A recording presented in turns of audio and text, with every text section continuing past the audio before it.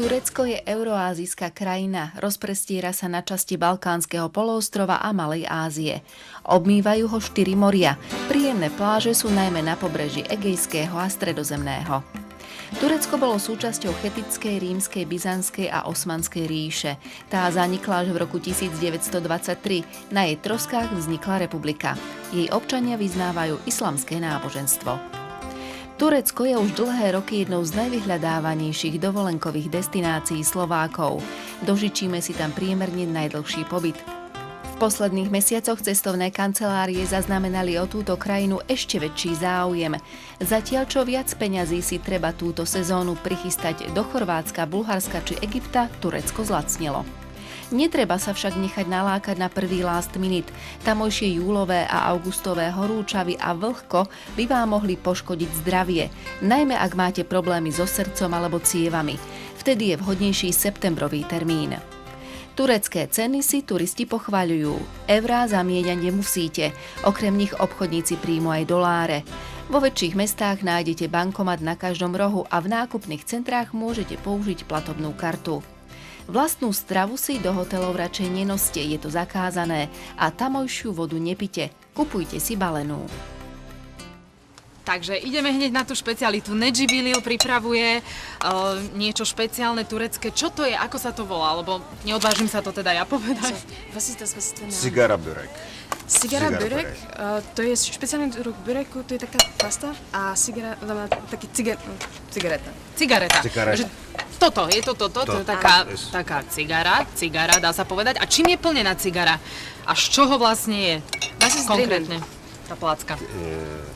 Also Grenze, aber ohne Fettgrenze und Teig. Ist dann mit Eiweiß, wie das pickt kann. So Tirol und Öl rein. Čiže naplní sa to čím? Naplní sa to takým syrom, takým kvázi cestičkom vytvoreného z neho, nejak bylinky. Potom sa to len potrie olejom, zbalí sa to dovnútra a nechá sa to na panvici trošičku Trošičku z jednej z druhej strany. Aha. Aký to je syr? What is the kind of the cheese? Das ist Käse drin, ne? Ist Käse, ja. Ja, welche Sorte? Ohne fettige, ganz arme Käse. Ganz arm, ohne Fett. Bez tukov. Bez tukov. A aké bylinky, spomínala si, že bylinky tam pridal? Was ist noch drinnen? Také jednoduché, vieš, ale čo? Ist Petersil und bisschen schwarzer Pfeffer. Je to petržlen a trochu čierneho koreňa. Čiže taká zmes. Úplne jednoduché, možno trochu soli pre chuť, ale to je všetko. A toto sa podáva samotné ako jedlo, alebo s čím sa to podáva ako príloha možno?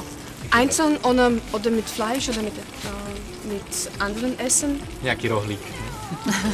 Mit was isst man das? Das ist mal als Vorspeise. To je ako predjedlo. Predjedlo. Als Vorspeise. A mňa by veľmi zaujímalo Nedžib. Áno, chcel si niečo povedať? Da servieren wir mit Tzatziki. Servírujú sa to z tzatziki.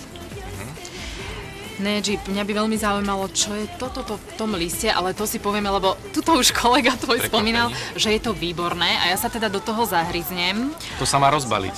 To je ako zabalený cukr, ale žartujem. Nie. To si povieme v ďalšom vstupe, čo je toto za recept. Krátka otázačka predtým, či si zaslúži jedlo starší názov Istanbulu. Historicky Konstantinopolis, ale nás čaká Filmopolis, filmové novinky, takže pozrite si ich a po nich budeme súťažiť. Buďte pripravení pri telefónnej linke. Tínedžer Sam sa už spamätal z prvého stretnutia s dobrým... Áno, pribudlo, ale ochutnala som práve tento list. Čo to vlastne je, Evička? To je vlastne kapustový list, tenký, je to špeciálna kapusta a je to plnené, ako pán kuchár práve ukazuje, takou zmeskou rýže, sušených hrozien, orieškov a potom len dokorenené klasickým čiernym korením, trochu papriky, cibule, podľa chuti a zabalené v liste. No vidím, že tieto sigary, ako sa to teda nazýva, už sme si tu jeden pripravili sigara burek, tak máte ich na rôzne spôsoby aj v listoch. Inak veľmi dobre to chutí a potom sa to dá už tiež len opražiť? Nie, myslím, že to sa dáva variť. To sa dáva variť. Aha. A servíruje sa to samostatne. Ono je to tiež ako predjedlo, alebo k jedlu doplne sa Ako dajú sa príloha, 2, 3, áno. Dobre, fajn. No ďakujeme zatiaľ veľmi pekne. Čo si ešte potom, Necip, čo nám ešte ukáže zo špeciálnej tureckej kuchyne? Čo Was ešte? werden Sie uns noch zeigen? V ďalších vstupoch.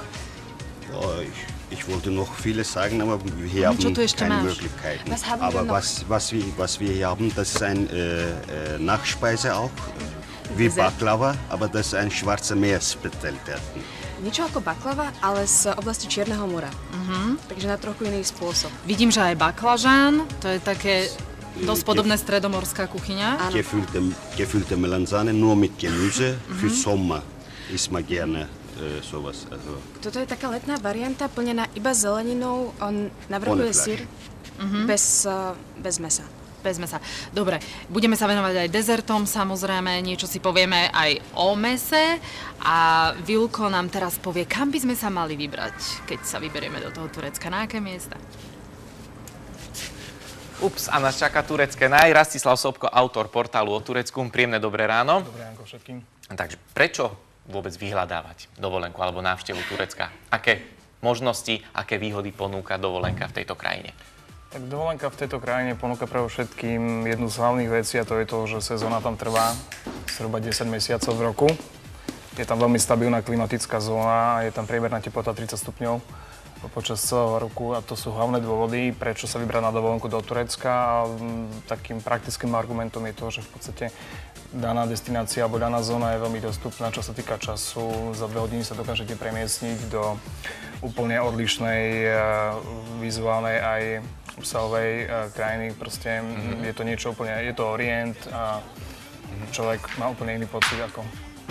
O Turecku budeme hovoriť aj s Evou Valentovou z Turecko-Slovenskej obchodnej komory. Aj vám želám dobré ráno, aj keď sme si ho už zaželali tam pri dobrom tureckom jedle. Je dobrá infraštruktúra v Turecku, čo sa týka pohybu turistov? Myslím teraz cestnú, možnosti cestovania, spojenia. Definitívne. Ako v posledných rokoch vidíme vyslovene nárast, aj čo sa týka cien, ale aj leteckých spojov, kedy si bol problém z Bratislavy sa dostať do Turecka. Ano. Momentálne lieta každý deň niečo, priamy spoj, čiže je veľmi dobré. A taktiež, čo sa týka destinácií, fungujú čartrové lety, fungujú, keď už ste vo vnútri, sú tam autobusy, môžete si prenajať auto bez problémov na každom letisku, ale aj v rámci rezortov. A taktiež, ak chcete spoznať kultúru, využiť miestne spôsoby dopravy, čo je vždycky zážitok, ktorý odporúčam. Áno. Aké sú vaše skúsenosti? Predsa len myslím si, že Slováci, aj čo sa týka Turecka, dávajú prednosť tej organizovanej turistike. Ponúkate možnosti aj, alebo ponúka Turecko teda možnosti aj individuálnej turistike? Už sme si to naznačili, že prenajať si auto a tak ďalej, ale je to, viete, treba to povedať, aj z hľadiska bezpečnosti, z dostupnosti cien našich ľudí, čo zaujíma asi najviac. Určite áno, ja by som doplnil kolegyňu, ktorá už vlastne túto tému začala. Pomaličky sa k nám presúva taký nový trend, ktorý je v Škandinávii veľmi populárny. Takzvaná tá individuálna turistika, to znamená, že ľudia nevyužívajú spôsob organizovaného cestovného ruchu, ale využívajú vlastne takú individuálnu cestu, to znamená, že buď vlastne nehnuteľnosť v Turecku, ktorú pravidelne navštevujú, alebo proste idú do prenajatých apartmánov. A kolegyňa spomínala, že vlastne letecká dostupnosť Turecka je v súčasnom dobi veľmi dobrá. Lieta sa už pravidelne zo Slovenska a za 2 hodiny sa tam viete presunúť. A keď to prirovnám napríklad k nejakým presunom na Slovensku, tak v podstate je to ako keby ste šli z Bratislavy do Banskej Bystrice alebo do Žiliny. Akorát, že ste v inej krajine. Takže tento trend pomaly prichádza. Už sú aj Slováci, ktorí už vlastne nehnuteľnosť v Turecku, proste majú svoju chalúbku pri slanej vode a tu pravidelne navštevujú. A pomaličky záujem o tento druh turizmu začína vzrastať, takže tak. Možnosti kúpia apartmánov a tak pre tých majetnejších, ale teraz sa venujeme takej turistike dostupnejšej pre širšie masy. Kedysi do Turecka boli povinné víza, teraz sa otvára svetu, respektíve Európskej únii. Stále platí vízová povinnosť pre našich občanov do Turecka? Áno, ešte stále platí vízová povinnosť. Ak idete na dovolenku, tak pri vstupe do krajiny si zakúpite 30-dňové víza, jednorazové. Nie je problém s ich získaním.